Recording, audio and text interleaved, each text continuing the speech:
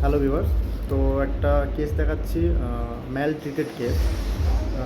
যেটা হচ্ছে বোনের যে কোমরের যে হাড় আছে, স্পাইনাল কর্ডের কোমরের যে অংশ আছে সেটাকে সাধারণত বলে লাম্বার স্পাইন। ঠিক আছে। তো পেশেন্ট সাধারণত লেবারের কাজ করে। লেবারের কাজ করা বলে ওনাকে ভারী ভারী জিনিস তুলতে হয়, ভারী বস্তা তুলতে হয়, ভারী কোনো মালপত্র হয়তো আসলো সেটা কাঁধে করে বা মাথায় করে তোলে। সেটাই করেন তো। তো তুলতে গিয়ে বেশ কয়েক বছর আগে হঠাৎ করে কোমরে লেগে গেছিলো, চোট লেগে গেছে, তো হালকা ব্যথা হয়েছে। এবার গ্রামের মানুষেরা যেটা করে, হয়তো কোমরে একটু চোট লেগে গেল বা ব্যথা হলো, তারা সরাসরি ডাক্তারের কাছে না গিয়ে কবিরাজের কাছে যায়। কবিরাজের কাছে গিয়ে টেনে বসিয়ে দেয় বা চাপা দিয়ে বসিয়ে দেয়। তো এইটা করা যে কতটা ক্ষতিকর এবং এটার ফলে যে কতটা ডেঞ্জারাস হতে পারে সেটাই আমি আজকে দেখাবো। রুগীর নাম হচ্ছে তাজমুল সরকার। তো আপনার যে কোমরে লেগেছিল ওটা কত বছর আগে লেগেছিল? 12 বছর হয়ে গেল। 12 বছর বেশি হবে।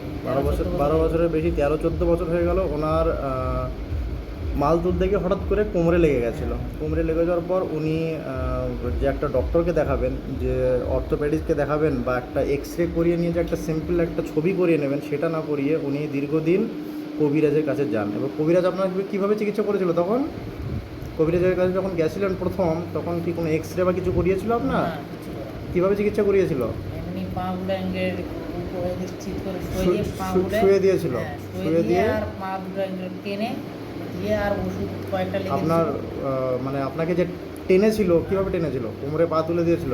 কোমরে পা তুলে দিয়ে পা দুটো ধরে আর এরকম টেনে আর হাত দুটো পিছনে ধনুকের মতো বাঁকিয়ে দিয়েছিল। তো মানে এক্স রে করা নেই বা কোনো করা নেই যে কোমরের হাড়ে ফ্র্যাকচার হয়েছে না কিছু হয়েছে, সেটা দেখা দেখি নেই। ওনার কবিরাজ হাত পা দুটো ধরে উল্টো দিকে ধনুকের মতো বাঁকিয়ে দিয়েছিল পা তুলে দিয়ে। এটা কতটা ডেঞ্জারাস হতে পারে দেখুন। এখন এতদিন পর পেশেন্ট এক্স রে করেছে। এক্স রে করে দেখা যাচ্ছে যে ওনার L5 যে ভার্টিব্রা আছে ওটা ফ্র্যাকচার হয়ে আছে।